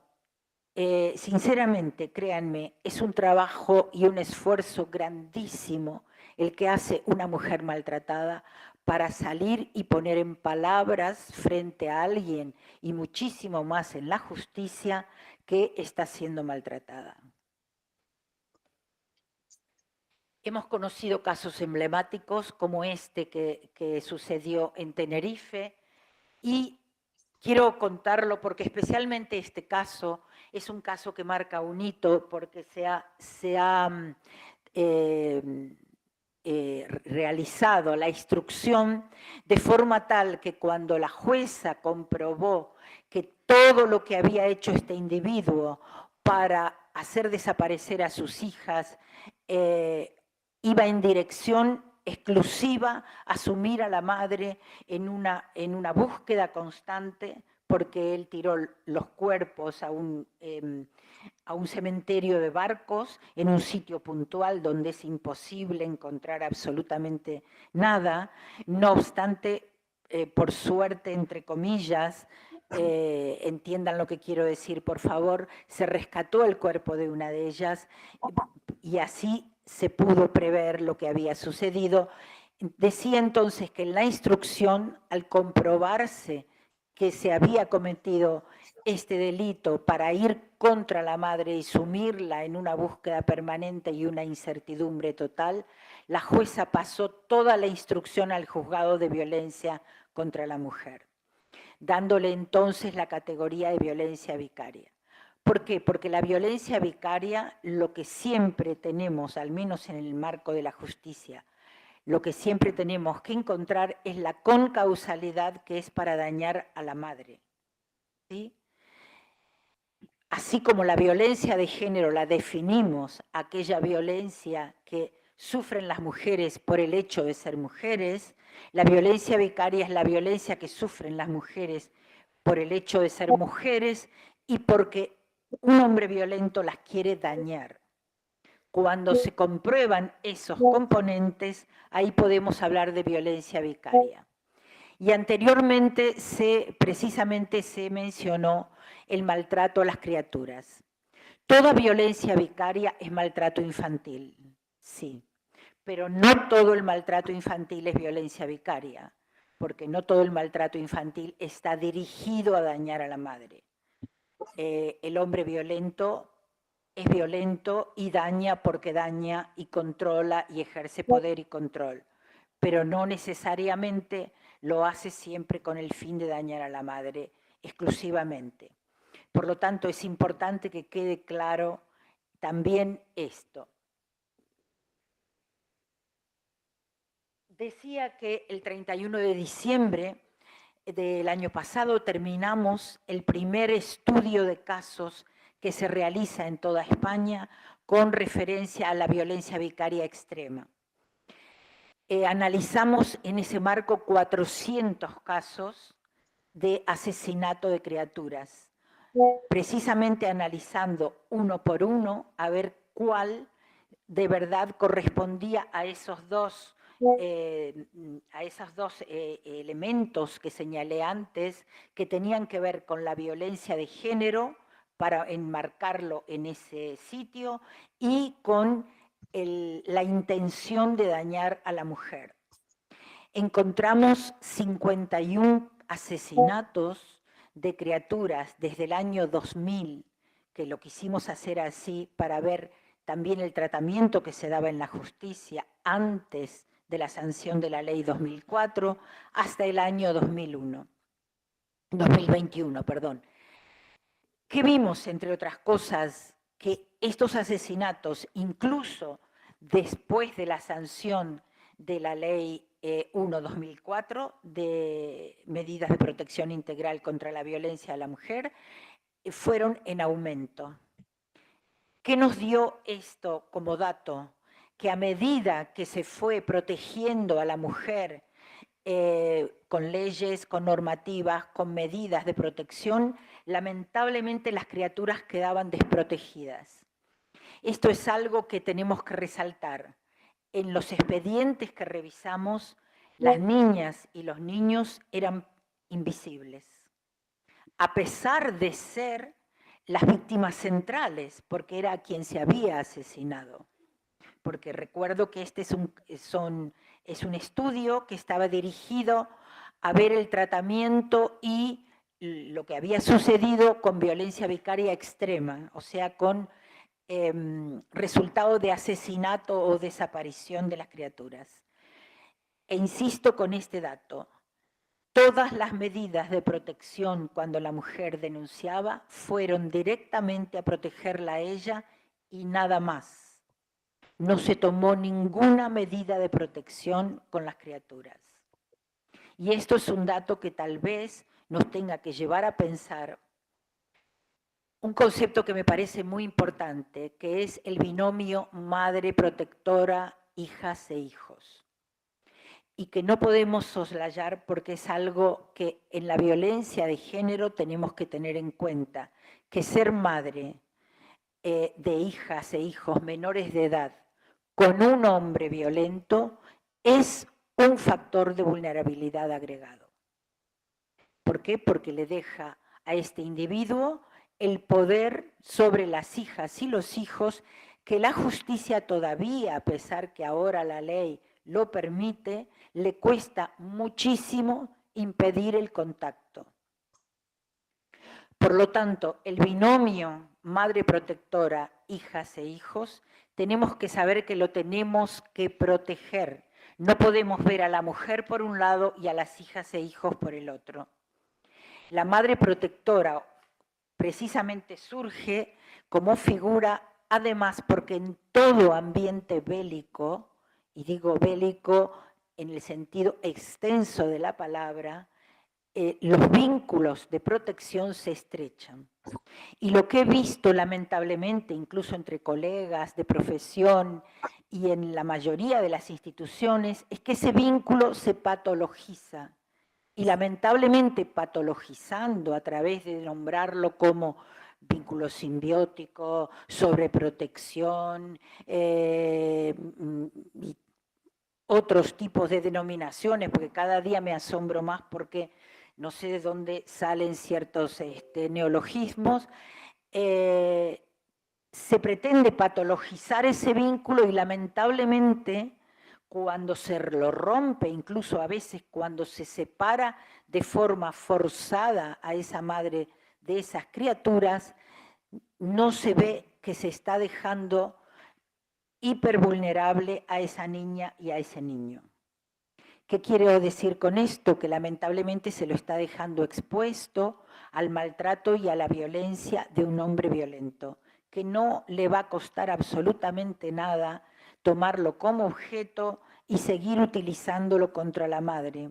Porque para un hombre violento el tema tiene que ver con una lucha de poder y de control, como mostré antes. Ni más ni menos. Para él la partida continúa siempre para ver cuánto puede ganar y nada más. Continúo entonces porque el día que presentamos ese estudio, precisamente fue en abril de este año, en Sueca, en Valencia, se cometió el último asesinato de violencia vicaria en España, que fue el de un niño de 12 años, justo el día de su cumpleaños. Estaba pasando el cumpleaños con su padre. Me cuesta decir padre porque padre es otra cosa, pero este individuo que está aquí es el que precisamente luego confesó, ahí dice la excusa de parricida, si hubiera vuelto a mi lado esto no habría pasado. Quiero señalar que el hecho de que yo haya acuñado el término violencia vicaria y que yo atribuya precisamente el hecho de que lo hacen para dañar a la madre, insisto, no tiene que ver con un capricho mío. Todos estos asesinos dijeron que era para dañar a la madre. Por lo tanto, tenemos que saber que lo han confesado ellos mismos. Es verdad, como también se mencionó antes, que no siempre es la violencia vicaria en el caso extremo. Y es verdad que a la única víctima que parece que se la cree es a la víctima que está muerta. Por lo tanto, yo parto de la punta del iceberg, que es el asesinato, pero tenemos que saber que la violencia vicaria está en el día a día gracias de un hombre violento. Continúo porque me han dicho ya 5 minutos y quiero decir algunos datos. A ver si de este lado, no, que voy a ver a esta distancia. Estos datos me parecen interesantes porque quiero señalar algo. La mayoría de los casos, el asesino era un hombre entre 30 y 50 años. Por lo tanto, nada atribuible a inmadurez, entre comillas, por supuesto, o a periodo evolutivo de crecimiento, ni nada que se le parezca. Se supone que un hombre entre 30 y 50 años ya tiene constituida su identidad y está afianzado en lo que es y va a seguir siendo, lamentablemente. Es el perfil, si podemos hablar de perfil, del asesino. Estaban todos en un divorcio litigioso que no aceptaban, por supuesto. Todos habían amenazado diciendo ya verás lo que te pasa y no tenían patología psíquica. Hay solo 2 casos, vimos, que yo creo que se consideró como atenuante y fue una excusa, pero no había patología psíquica.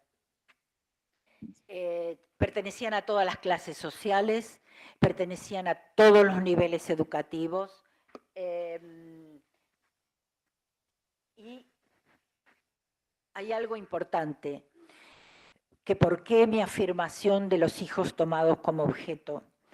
El tipo de asesinato que se comete es un asesinato con arma blanca en general o con armas sangrantes o punzantes.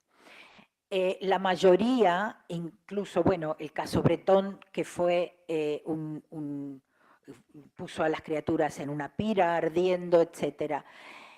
Con esto lo que señala, según la criminología, es que no hay empatía con la persona a la que se asesina.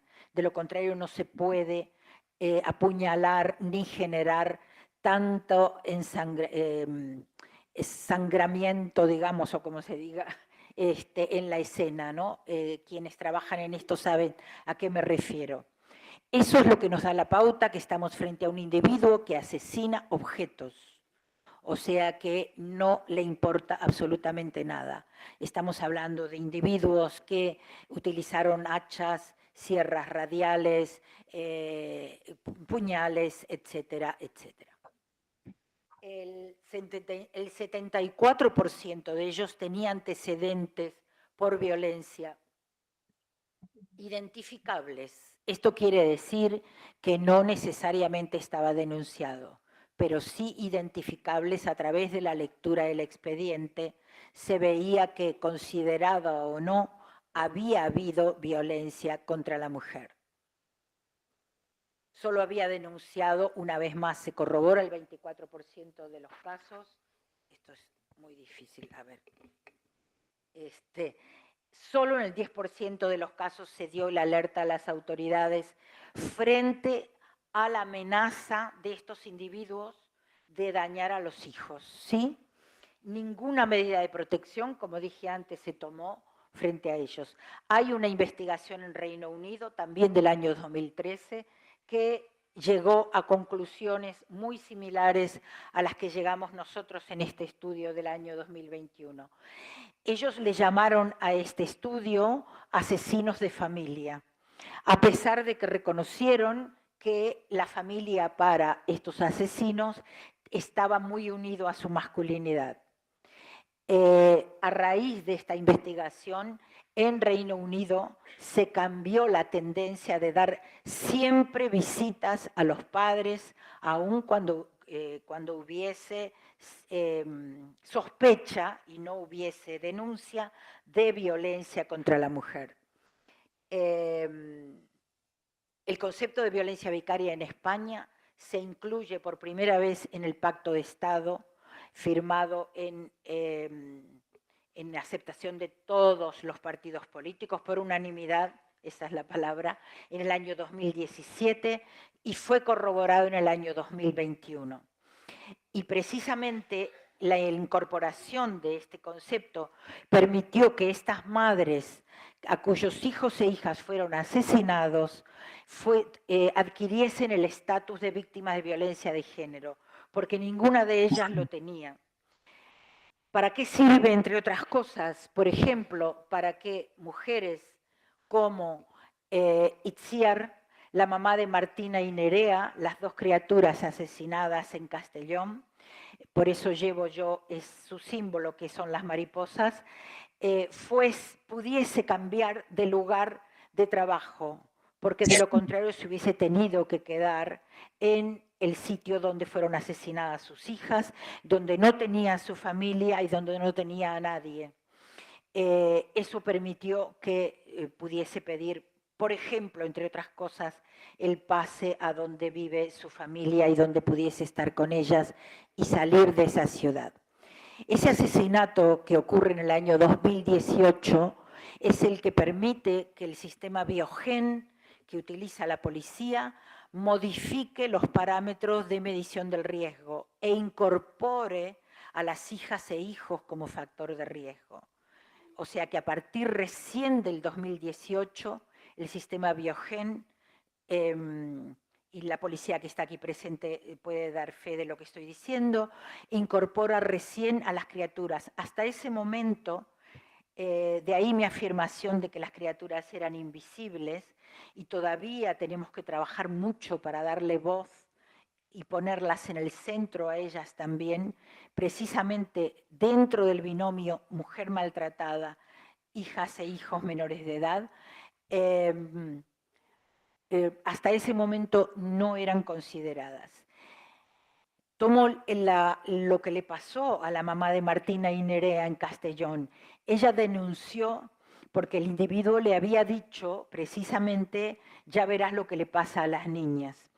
Y su primer señal de alarma fue que él destrozó el cochecito de la niña pequeña, que tenía 2 años. Cuando fue a denunciarlo, le respondieron que si alguien lo dice, no lo va a hacer.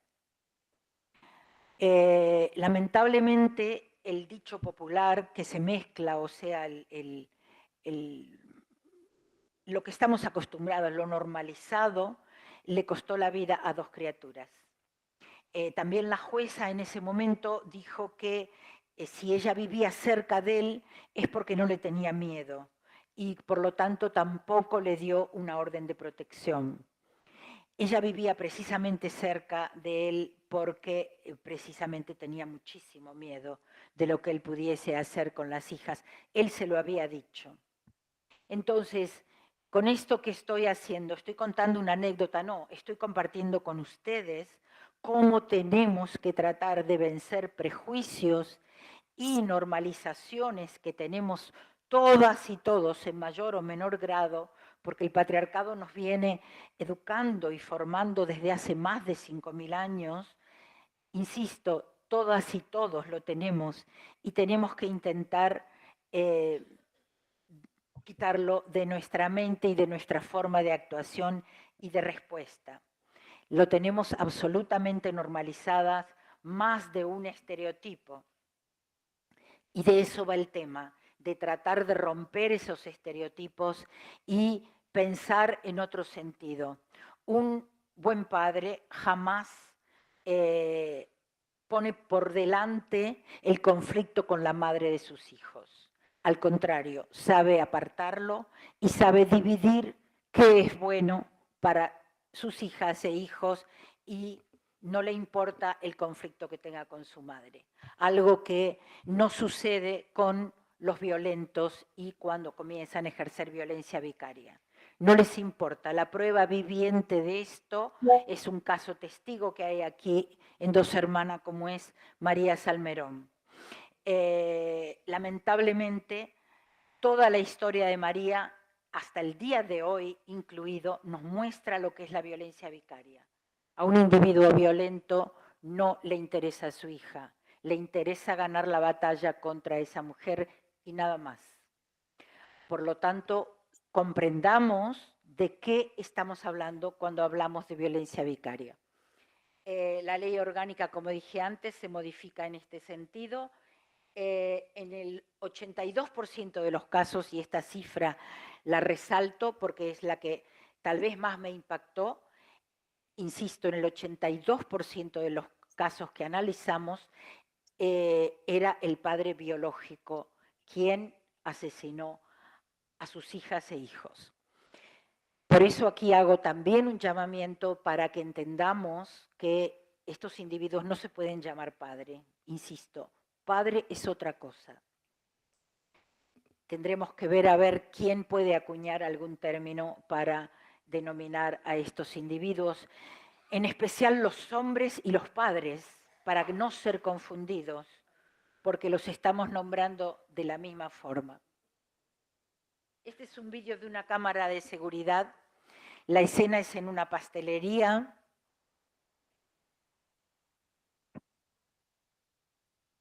Es en Francia. Van a entrar una niña y un niño acompañados de su padre.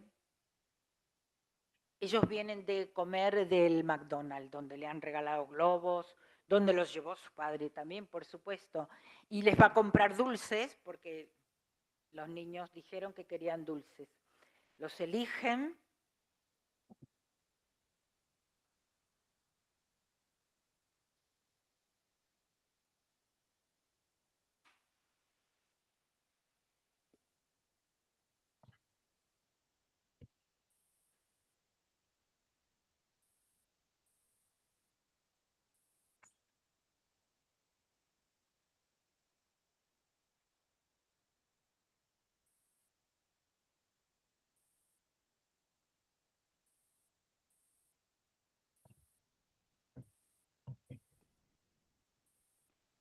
Él les pregunta cuál quieren, los niños eligen cuál quieren, la mujer los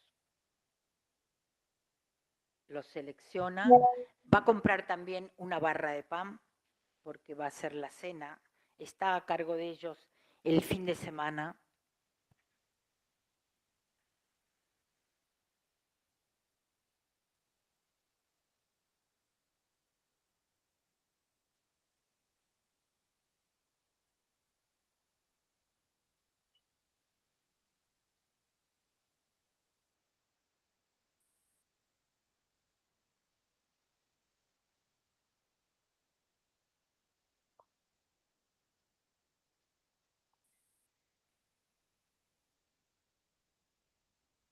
y por supuesto les enseña a volver a dejar el frasco con los dulces donde estaban, porque así debe ser un buen padre.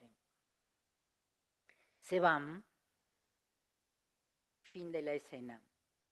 Este individuo fue acusado de matar a sus 2 hijos 3 horas después de esta escena.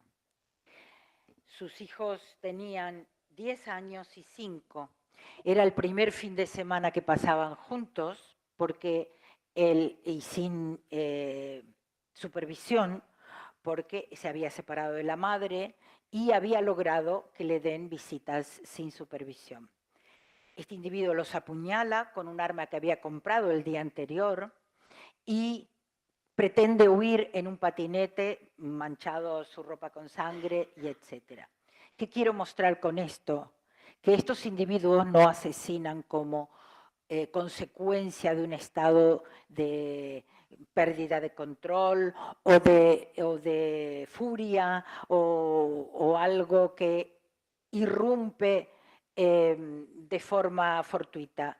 No, esto estuvo planificado a ojos de todo el mundo, como han visto, era un padre común y corriente, entre comillas, todo, pero lamentablemente es lo que es un individuo cuando ejerce violencia vicaria. Un machista controlador que no tolera que le quiten el poder y el control. Y a través del asesinato, lo que está diciendo es: aquí el que manda soy yo, y por lo tanto yo decido quién vive y quién muere, como el arquetipo del pater familia del derecho romano. Nada más, muchas gracias por vuestra atención.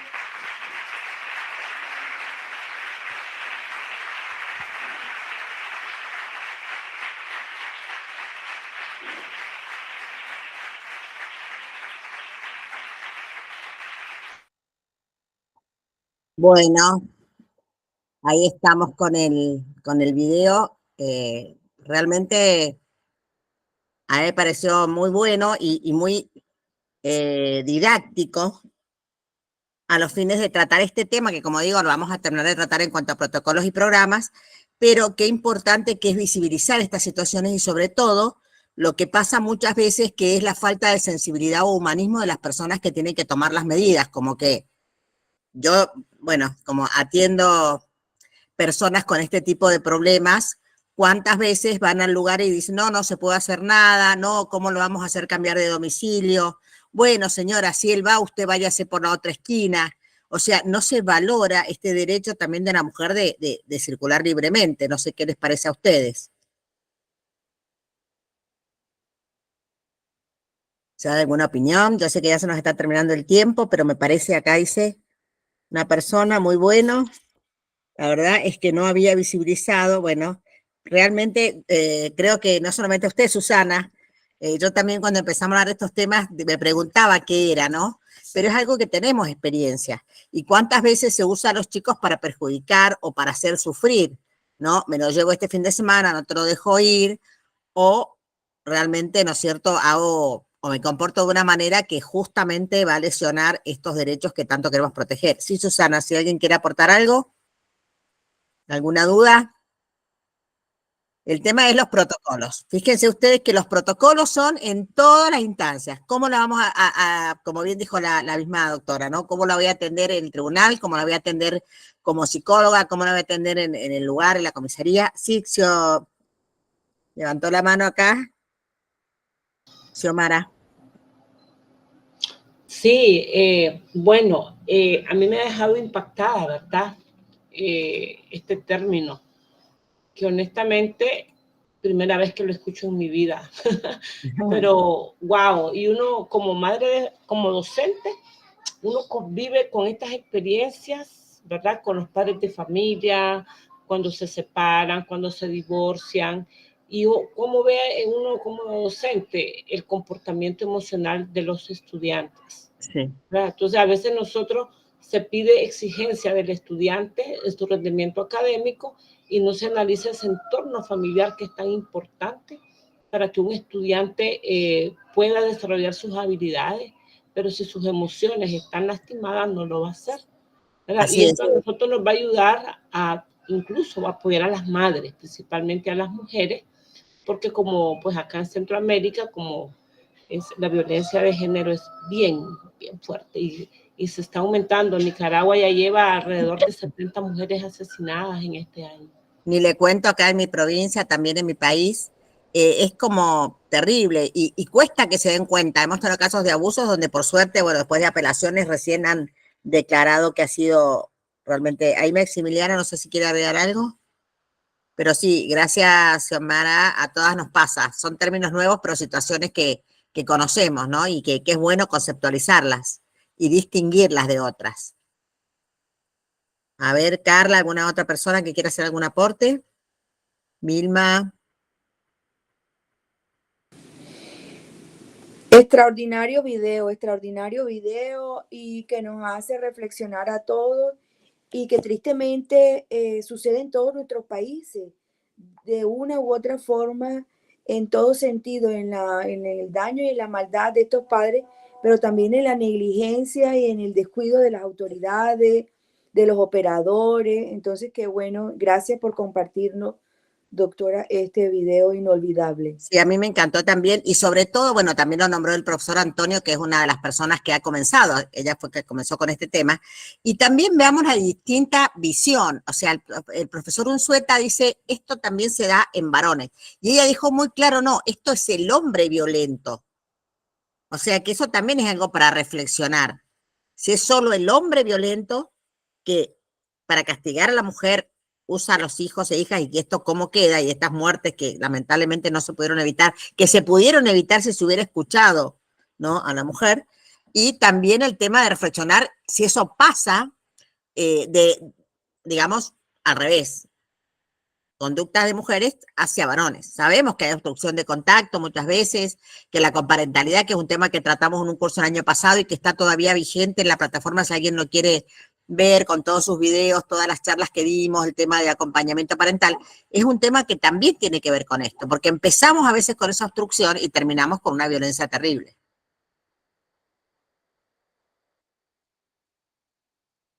Bueno, si estamos todos de acuerdo y no hay más argumentos, yo sí los invito después de mañana.